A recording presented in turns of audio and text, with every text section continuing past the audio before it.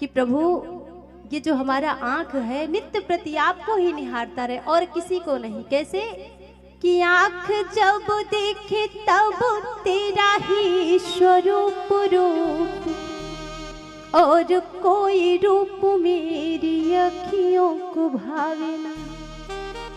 और कान जब सुने तब तेरी ही कथा को सुने, और कोई शब्द मेरे कान को सुहाए ना। समझ में आ रहा है कि जीभ जब गाए तब तेरे ही गुणों को गाए, और कोई बात मेरी जिह्वा पे आए ना।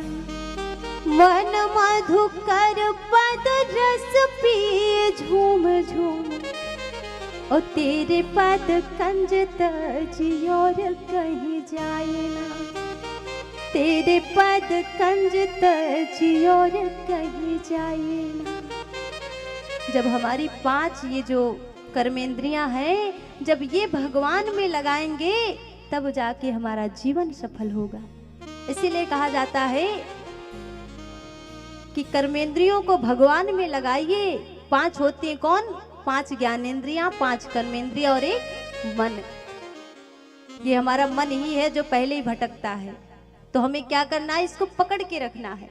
संतों ने क्या लिखा कि देखना न इंद्रियों के घोड़े बढ़े।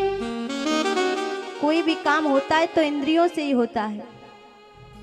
कोई चीज है सामने दृश्य देखे हम तो सबसे पहले देखता कौन है? आंखें।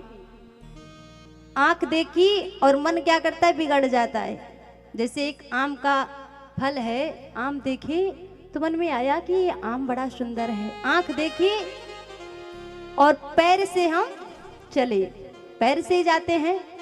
अब हाथ से आंख से तो जाएंगे नहीं। समझिएगा, बड़ा ही सुंदर कथन है।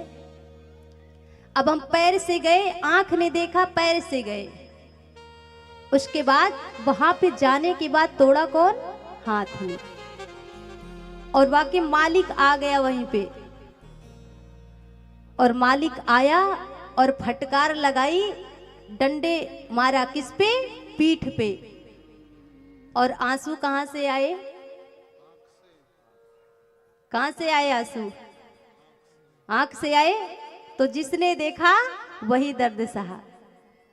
तो आंखी तो रोएगा, भले ही पीठ पे लगेगा, लेकिन काम यही किया है, पहले यही देखा है तो इसी को ही रोना है।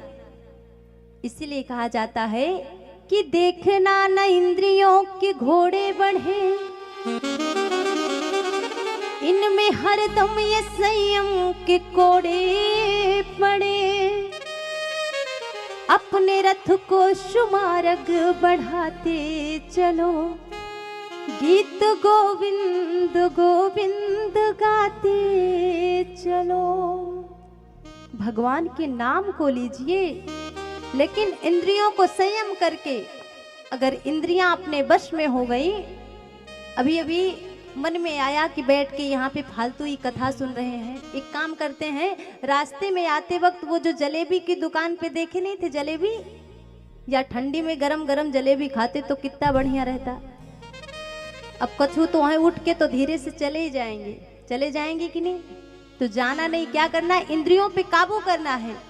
आज ये जिह्वा बहक रही जलेबी खाने के लिए, कल समोसा खाने के लिए, परसों कुछ और खाने के लिए। इससे क्या होगा? ये हमारी जिह्वा बहक रही है, या को कंट्रोल में कर कि जो भी नमक रोटी है तो उसको खाओ और हरि का गुण गाओ। क्योंकि ये मन है, मन को समझाना चाहिए। हमारे भोजपुरी में एक सुंदर सा भजन आता है कि हरि गुण गाय के जीवन बना ले पगला।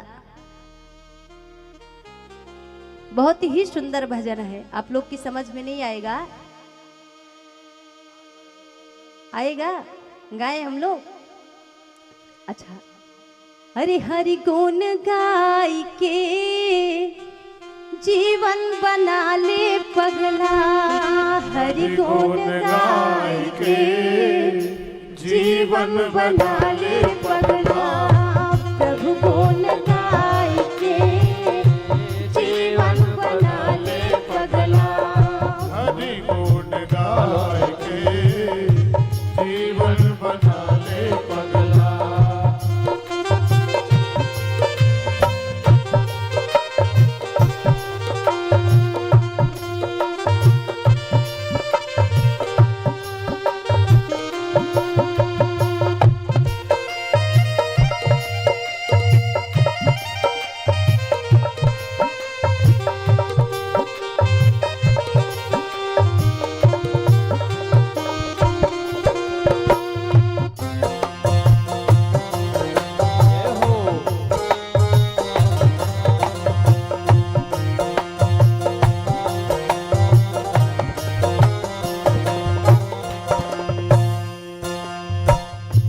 हर के भजन ना कैला घर के न घाट के भैला। हरि के भजन ना कैला घर के न घाट के भैला। हर के भजन ना कैला घर के न घाट के भैला। हरि का भजन ना कैला घर के न घाट के भैला। नर तन पाई के जीवन बना ले पगला। हरि धन पाई के जीवन बना ले पगला। गुण गाय के जीवन बना ले पगला। हरि गुण गाय के जीवन बना ले पगला।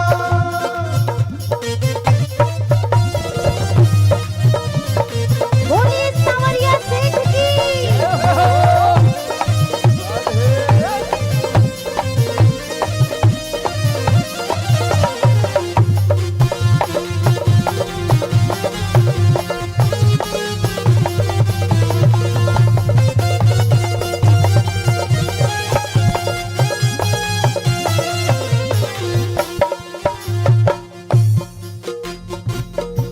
गड़काया जा मिल गीत हो गई से बड़ी सीध।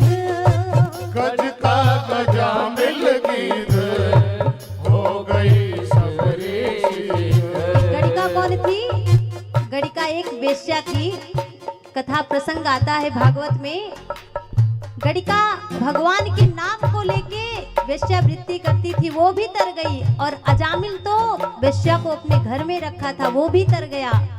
और गिद्ध को तो आप लोग जटाऊ जी को जान ही रहे हैं, और शिवरी जी को देख लीजिए। प्रसंग क्या कहता है? गड़काया जामिल गीत हो गई शिवरी शीघ्र। गज का गजा मिल गीत हो गई सबरी सीध। बिरवा खियाई के जीवन बना ले पगला। बिरवा खिलाय के जीवन बना ले पगला। हरि गुण गाई के जीवन बना ले पगला। हरि गुण गाय के जीवन बना ले पगला। हरि गुण गाई के जीवन बना ले पगला। हरि गुण गाय के जीवन बना ले पगला। तन पाई के जीवन बना ले पगला। नर धन पाय के जीवन बना ले पगला।